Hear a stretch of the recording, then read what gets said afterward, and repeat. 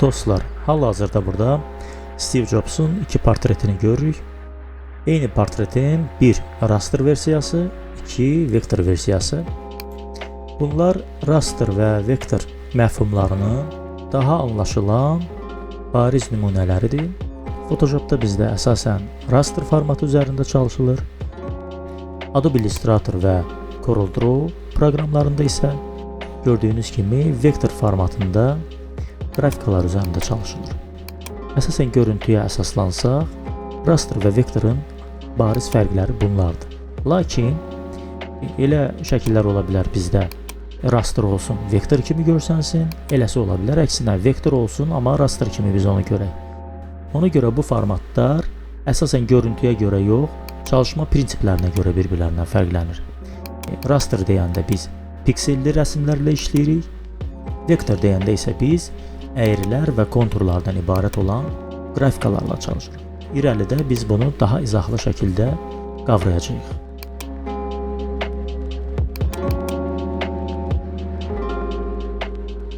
Bildiyimiz kimi dostlar, biz hər hansı bir qovluqdan Photoshop'a rəsm gətirdiyimiz zaman onun üçün fərqli bir pəncərə açır. Lakin artıq çalışdığımız faylın üzərinə gətirdiyimiz zaman şəkli birbaşa faylımızın içərisinə atır. Və bu zaman biz nə görürük? Kənarda bir gördüyünüz konturlar və xətlər var. Bunlar faylımızın, belə desək, qoruyucularıdır. Biz onu istədiyimiz qədər böyütsək, kiçiltsək, məsələn, bax, indi kiçildirik, biz onu təkrar böyütdüyümüz zaman görəcəyik ki, şəklin keyfiyyətində heç bir dəyişiklik baş verməyib.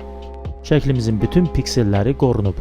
Ta ki biz müəyyən işləri başlayana qədər, tutaq ki biz bu şəklin müəyyən hissəsini silmək istəyirik.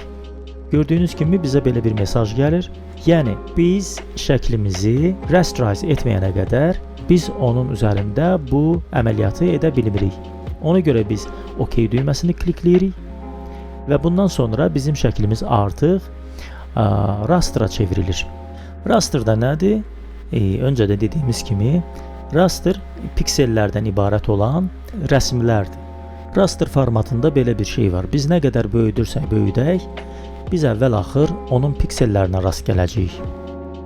Nə qədər bir raster faylında piksellər çoxdursa, bir o qədər də bizim şəklimiz keyfiyyətlidir. Nə qədər azdırsa, bir o qədər də keyfiyyəti aşağıdır. Bu şəkli orta keyfiyyətli adlandırmaq olar. Biz raster edəndən sonra şəkli yenə kiçildirik. Lakin böyüdəndə nə görürük? Bayaqkının əksinə olaraq bizim rəsmin keyfiyyəti bir xeyli dərəcədə aşağı düşüb. Ona görə biz rəsmə çalışmadan öncə ölçüsünə dəqiq qərar verəndən sonra biz onu raster faylına çeviririk. Əks təqdirdə onu bax belə konturlarla bərabər qorunmuş formatda saxlayırıq. Biz isə davam eləyirik.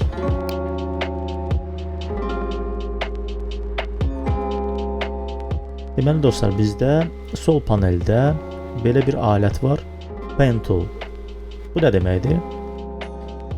Bu alətin köməyi ilə biz obyektimizi daha səliqəli bir şəkildə seçə bilirik. Özünüz görəcəksiniz. Bu alət həm düz xətlər olaraq gedir. Əgər biz heç bir yerə sürüşdürməsək, düz seçərək gedə bilərik. Lakin geri veririk. Lakin biz sol düymə ilə kliklədiyimiz zaman sürüşdürsək, biz müxtəlif istiqamətlərdə vektorumuzu təyin eləyib bu konturları kliklədiyimiz zaman sürüşdürdüyümüzdə müxtəlif istiqamətlərdə vektorumuzu idarə edə bilərik və daha səliqəli bir şəkildə elementimizi seçmiş olarıq.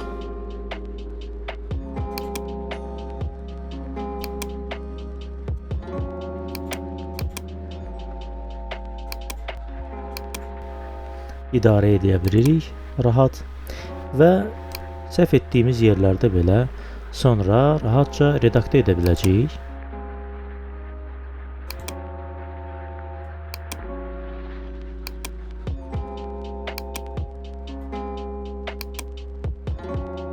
Beləliklə, əyri belə olsa, yanlış belə olsa, biz sonradan onu düzəldə biləcəyik. Yəni bu alət bizə imkan verir ki, hətta əyri keçdiyimiz yerləri belə, konturları sonradan redaktə edə bilək.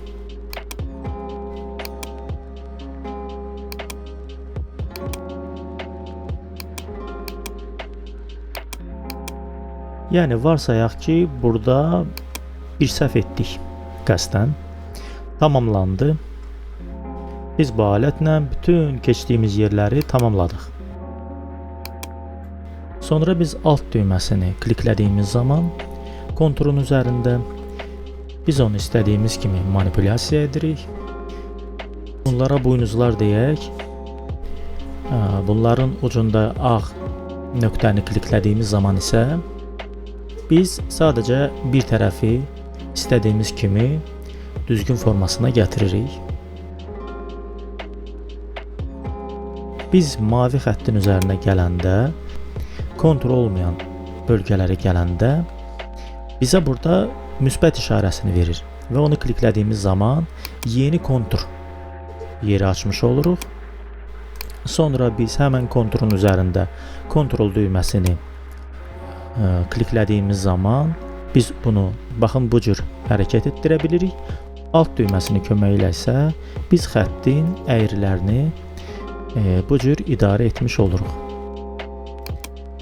Bu alətə də işlədikcə əliniz öyrəşəcək və dostlar gəldik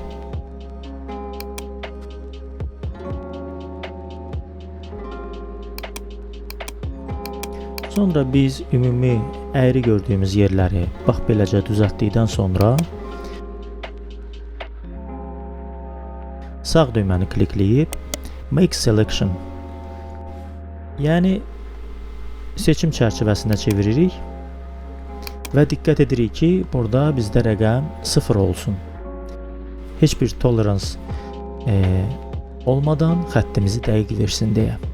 Lakin gələcəkdə sizə lazım ola bilər daha kəskin olmayan kənarlar. O zaman bir və ya daha artıq rəqəmləri yazıb özünüzə uyğun kənarlar əldə etmiş olarsınız. Ancaq indi hal-hazırda biz 0 rəqəmini saxlayırıq. Mən bu kiçik köməkçi pəncərəni gizlədim. Mane olmasın bizə. Baxın dostlar, Ctrl-C, Ctrl-V biz kopyalayıb yapışdırmış olduq. Və indi bizim öncədən nəzərdə tutduğumuz bir şəkil var, limon. Şəklin hər ehtimala duplikatını çıxarırıq. Burada biz yeni bir alətdən istifadə edək. Object Selection Tool. Bu alətin köməyi ilə biz ayrı-ayrı obyektləri tuta bilirik. Ona görə bizdən, baxın gördüyünüz kimi, müxtəlif tərəflərini tutacağına görə limonun. Öncədən də bildiyimiz kimi seçim pəncərəsində baxın burada əlavə et düyməsini klikləyirik ki, bizə lazım olan hissələri birləşdirib götürə bilək. Və üçüncü hissəsini də belə gördüyünüz kimi nəhayət biz bunların hamısını seçdik rahatlıqla. Baxın dostlar, biz indi bu elementi kopyalayıb yapışdıra bilərik. Ancaq bu dəfə onu etməyəcəyik. Biz delete düyməsini sıxsaq, təxmin etdiyiniz kimi biz seçilmiş elementi silmiş olacağıq. Lakin bizə lazımdır kənarları silək. Yəni bizim bu seçim qarışqalarımız, belə deyək, elementimizin kənar tərəflərini tutsun. Bunu etmək üçün bizə Ctrl-Shift-I düyməsi gərək olacaq. Baxın, indi hal-hazırda bu seçim qarışqaları kənar tərəflərdə də var. Yəni elementimizin özü yox, kənar hissələr seçilib və biz onu rahatlıqla delete düyməsi ilə silə bilirik. Baxın, bizim elementimiz hazır. Bu bizim Magic Wand pəncərəsindən Object Selection Tool köməyi ilə seçilib. Lakin bizim burada digər Quick Selection Tool da var. Onu yoxlamadan keçməyək. Ancaq geri almağın yerinə pəncərəni söndürüb ehtiyatlı olan şəkli klikləyəcəm və obyektimizin üzərində bu alətlə gəzindiyimiz zaman elementimizi bu yolla da seçmiş oluruq. Baxın, burada da var əlavə etmək, çıxmaq. Biz də əlavə edərək gördüyünüz kimi elementimizin kənarda qalan hissələrini tamamlayırıq və budur. Demək olar ki, tam olaraq seçildi. Lakin öncəki seçimə biz güvənərək öncədən kəsdiyimiz şəkli biz əsas şəklimizə gətiririk. Şəkli bağlayırıq və krem qutusunun üzərinə gəlib Convert to Smart Object seçirik. Sonra eyni qayda ilə gətirdiyimiz limonları öncə böyüdək, sonra isə sağ düymə ilə Create Clipping Mask seçirik. Baxın, gördüyümüz kimi limonu bu qutunun qablaşdırmasının içərisində hərəkət etdiririk. Sanki bizim tərkibi limonlu kremimiz artıq var. Biraz da böyüdürük. Bunu biz beyaz qutu üzərinə də eləyə bilərik. Ancaq hər hansı bir rəngi də istifadə eləyə bilərik. Məsələn, yeni bir layer açırıq və onu yenə gətiririk. Baxın, belə tabe edirik qablaşdırmaya. Sonra məsələn buradan seçə bilərik bənövşəyi rəngi. Bəsit rəngləmə yolu ilə çizə bilərik.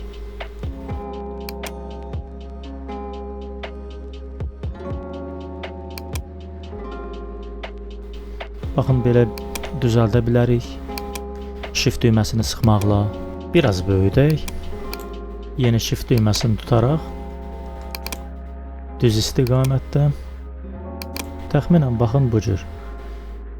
Sonra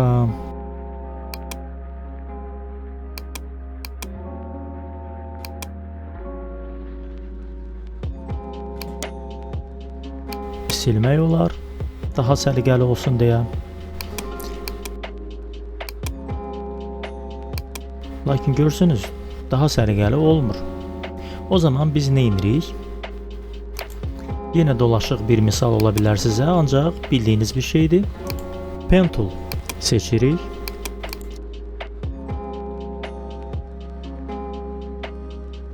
Görürsünüz, artıq istədiyimiz qaydada, istədiyimiz səliqədə biz onu idarə edə bilirik.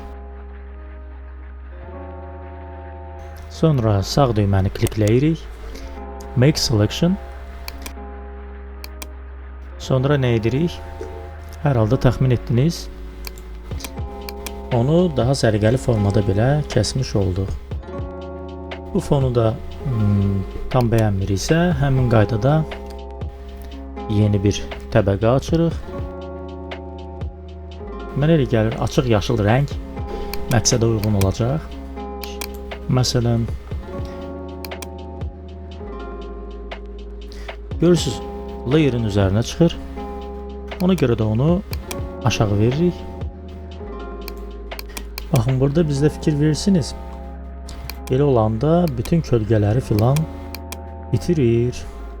Burada biz başqa bir metoddan istifadə edirik. Burada bunun qaydası var. Baxın, burada müxtəlif şəklə hopdurma qaydaları var, belə deyək. Blending. Beləcə maraqlı bir otağın qapısını açmış olduq vaxtından tez. Gələcək dərslərdə öyrənəcəyik. Hələ ki normal rejimdə saxlayaq. Burada bütün bizim layerlərdə faiz dərəcəsi olur. Biz seçirik 34%. Bu rəngi də biraz azaldaq. Qabın üç ölçülüyünü itirməmək üçün. O zaman baxın, o biri qatın aşağıda artıq ləkəsi görsənə bilir. Ona görə bildiyimiz Magic Wand aləti ilə çəhrayı rəngin üzərində seçirik.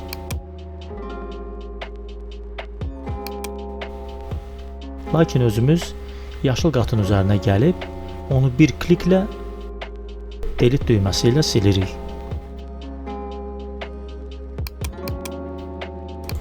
Yəni bəzi fəndlər işlədikcə sizin ağlınıza gələcək. və daha bir qat bizə lazım olacaq. Çünki qablaşdırmanın qapağı bəzən ağ rəngdə olmaya bilər. Hətta ağ saxlaya bilərdik biz onu, lakin qapağına da bir rəng vermədən keçməyək. Gördüyünüz kimi yenə boyama metodu ilə biz onu rəngləyirik. Kənara çıxmaqdan da qorxmuruq, çünki sonra onun artıq hissələrini kəsməyin metodunu bilirik. Yenə çəhrayı qatı seçdik Magic Wand aləti ilə və bu qatın artıq hissəsini çıxırıq. 100% dərəcəsini azaldırıq.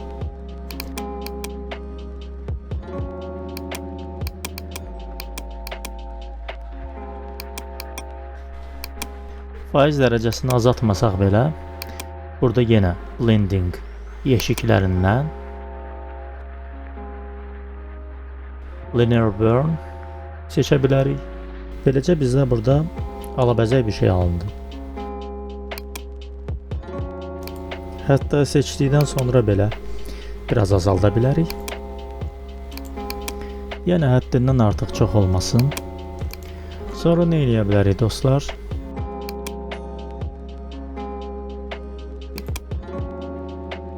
Yazımızı yaza bilərik. Məsələn, beauty cream. Çox uzağa getmədən belə bir şrifti seçək. Rəqəmini müəyyən edək. Təxminən belə bir şey etmiş olduq.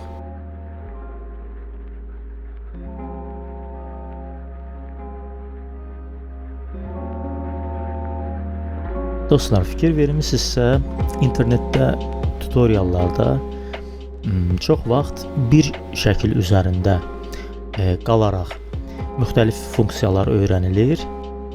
Lakin biz tez-tez bu şəkilləri dəyişdiririk ki, həm monotonluqdan qurtulmuş olaq, həm də həmin dərslər aid olduqları şəkillərlə bərabər biliklərimizi yaddaşımızda daha yaxşı həkk etmiş olacaq. Keçirik növbəti alətlərə. Burada bizə frame kimi xidmət göstərəcək müxtəlif şablon alətlər var. Rectangle, ellipse, triangle, polygon və s. kimi şablon alətlər var. Yəni 4 bucaqlı, 3 bucaqlı, dairə və digər çərçivələr. Bunların hərəsindən ayrıca vektor kimi və yaxud da içərisində müxtəlif şəkilləri yerləşdirəcəyimiz çərçivələr kimi istifadə edə bilərik. Ən sonuncusunu seçirik. Custom Shape Tool. Yəni burada müxtəlif tematik şablonlar var. Məsələn, heyvanlar var. Heyvanlar, bitkilər, wild animals. Yəni gördüyünüz kimi burada müxtəlif şablonlar var. Bunlara rəng də verib istifadə etmək olar. Lakin bunlar bizim geniş istifadəmiz üçün o qədər də məqsədə uyğun olmayacaq. Keçirik məsələn ellipse. Dairə fiqurundan istifadə edirik. Bunlar bizdə vektor hesab olunur və fikir verirsiniz, böyütdükcə, kiçiltdikcə kənarlarda heç bir keyfiyyət itmir.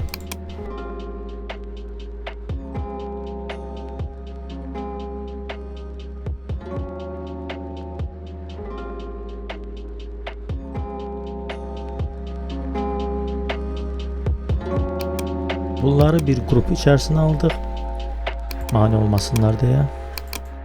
Dostlar, deməli biz Custom Shape Tool içərisindən bildiyimiz şablonlardan müxtəlif obyektlərdən birini seçə bilərik. Belə bir gül vektorunu seçə bilərik. Lakin bizə belə bir qəliz forma çərçivə lazım deyil.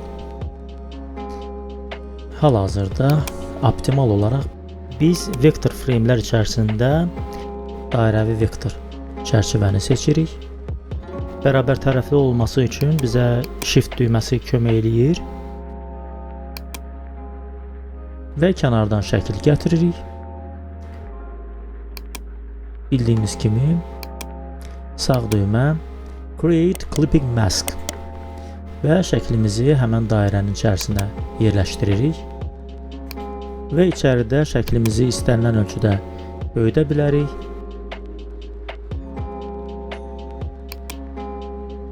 Belə saxlayırıq hələ ki. Belə deyək, qablaşdırma krem qrupunu biz yuxarı hissəyə çəkdik. Digər elementimizi isə fonda saxlayırıq. Ən üstə bölgəyə çəkdik.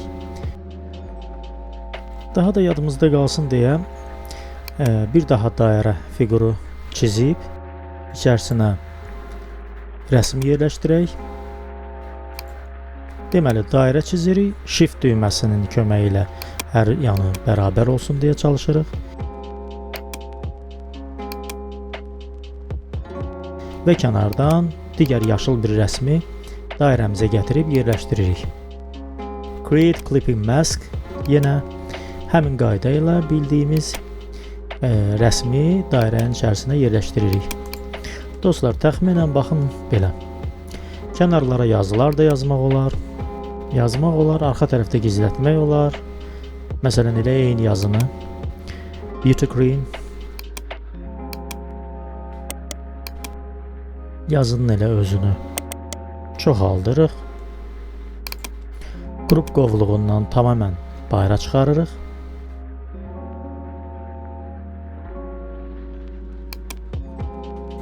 Hətta daha böyük edə bilərik. Arxada yerləşdirib fonumuzu təşkil etsin deyə.